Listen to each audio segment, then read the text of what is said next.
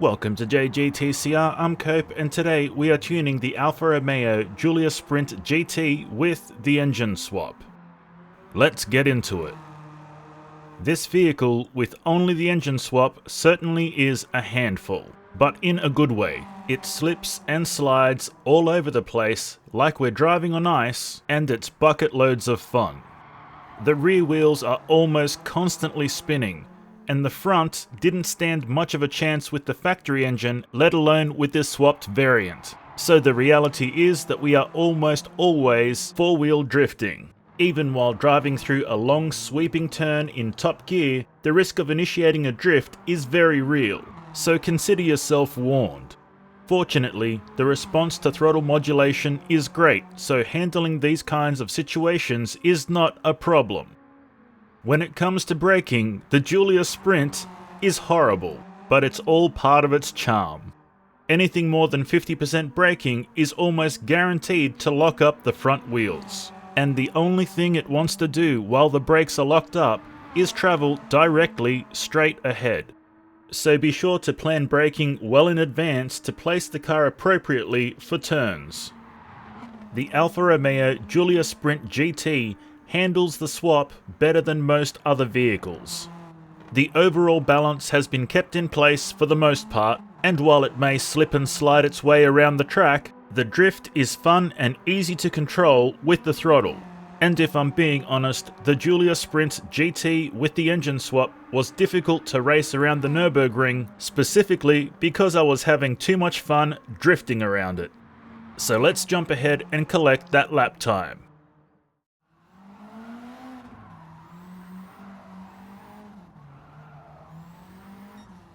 (8 minutes 23.4 seconds. Let's get to tuning. One of the main issues we had to contend with in this build was the lack of front aero, so we raised the rear body height adjustment to 150 and kept the front significantly lower at 90. The remaining rear suspension was also kept more firm than the front. This shifts the weight balance over to the front wheels and creates more resistance when the front tries to lift. Unfortunately, this issue persisted. Therefore, we added 30 points of ballast at a position of -40, and that seemed to neutralize the aggressive front lift. Differential settings were set to max for predictability, and fortunately, we have rear downforce helping us keep traction. We capitalized on this and maxed it all the way out to 185. Let's get back out on the Nürburgring. When tuned, the Alfa Romeo Giulia Sprint GT with the swap becomes an absolute weapon. Many of the issues preventing us from laying a serious lap time down are gone. No more four-wheel drive slip and slide. Instead, we now grip and move. When it comes to traction, we have it in spades. Thanks to the rear aero, we have a lot of pressure pushing down on the rear end. The downside to this is if the front lifts, it's game over. So be sure to slow down at peaks and crests, while also staying away from the rumble strips and curbs that are monstrously high. A remedy to this may be adding another 10 to 20 points of ballast. However, in its current state, it is manageable. The power and power delivery is very good right the way through the RPM until we get to the very high RPM. I'm assuming this is where the VTEC Yo kicks in to give us some extra oomph. Unfortunately, this can and does frequently unsettle the car. This can be rather annoying when making it through a turn perfectly and almost completely straightened out at corner exit, to have it all fall apart because the extra boost in the last 2 seconds before a gear change steps the tail end out.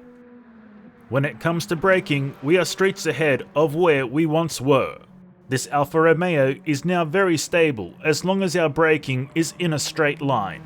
If we do brake and turn at the same time, we can expect the tail end to kick out. Let's get our lap time. 6 minutes 38.5 seconds. And now to the drift tune. Our drift tune has made some major changes to the rear end of our suspension. It has been lowered and softened to give us a squatting stance. This helps us with smoother transitions and directional drift. Our negative camber angle was also bumped up front and rear to help us with steering, control, and directional movement. Let's head out to Suzuka. There's nothing like the feeling of driving a nice, smooth, fluid drift car, and the Alfa Romeo Giulia Sprint GT with the engine swap is just that. Even just changing the tyres to comfort hards while still in the race tune, this car had no issues holding a good drift. And it's not often we find that kind of out-of-the-box versatility when going from one discipline to another.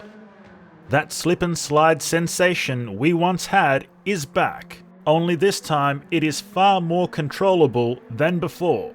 The front steering and suspension cruise along the circuit, almost blissfully unaware of what is going on behind them.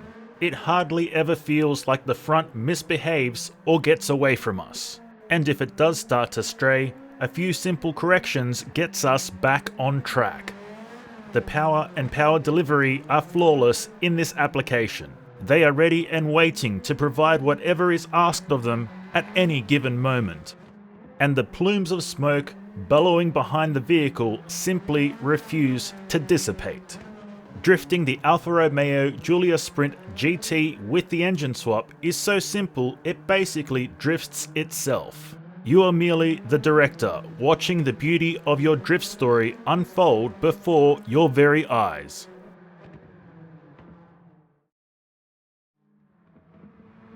The Alfa Romeo Giulia Sprint GT with the engine swap starts off as a novelty car, very slippy and slidey and fun to throw around the track, but in no way can be taken seriously as an actual track car. But once modified, it becomes a little beast that can hold its own and throw down some serious lap times. Lap times that would certainly raise the eyebrows of those sporting much more expensive machinery racing around the track. And when it comes to drifting, the Giulia Sprint GT with the swap feels right at home. The drift is smooth, fluid and controllable, and gives the kind of smoke show the crowds go wild for. This certainly is a versatile vehicle that provides bucket loads of fun at every turn, no matter what arena it's put in. And that's all we have for you today, so until next time, keep racing.